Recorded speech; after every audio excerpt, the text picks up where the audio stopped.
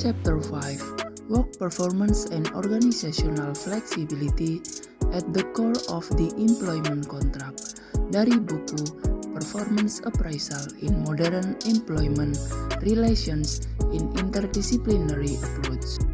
Ada 3 poin penting yang dibahas pada materi tersebut. Yang pertama, kontrak kerja masih penting dan fleksibel, bukan kuno.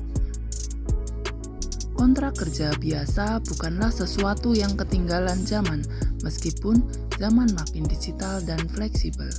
Justru, kontrak ini adalah alat hukum yang paling fleksibel untuk mengatur hubungan kerja secara adil. Contoh seorang staf administrasi koperasi di Purwokerto. Dulu ia hanya mengurus dokumen manual. Sekarang, karena ada sistem online, ia juga harus input data secara digital.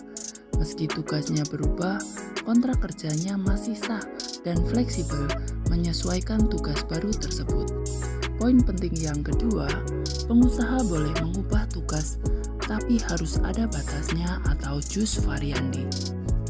Dalam hukum Italia yang dibahas dalam materi tersebut, pengusaha punya hak untuk mengubah tugas pekerja atau jus variandi, tapi tidak boleh seenaknya.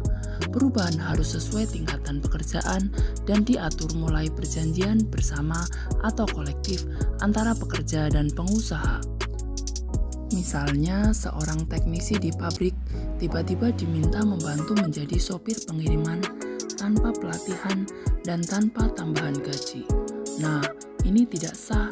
Tapi kalau perubahan tugas itu masih di level yang sama dan sudah disepakati dalam perjanjian kerja bersama, maka bisa diterima secara hukum.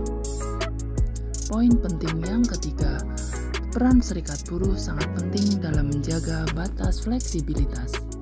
Perubahan tugas kerja bisa membawa manfaat kalau serikat buruh aktif ikut terlibat dalam perjanjian kolektif. Ini untuk memastikan bahwa fleksibilitas tidak menjadi alat eksploitasi, tapi tetap melindungi hak-hak pekerja. Contoh, di sebuah perusahaan tekstil di Banyumas, saat pandemi mereka butuh pekerja menjahit masker, bukan pakaian biasa. Jika serikat buruh dan manajemen duduk bersama membuat perjanjian fleksibel, maka pekerja tetap terlindungi walaupun tugasnya berubah. Ada 5 keywords yang akan membantu kita untuk memahami materi tersebut. Yang pertama adalah fleksibilitas organisasi. Kontrak kerja tetap bisa fleksibel untuk menghadapi perubahan teknologi dan kebutuhan bisnis asal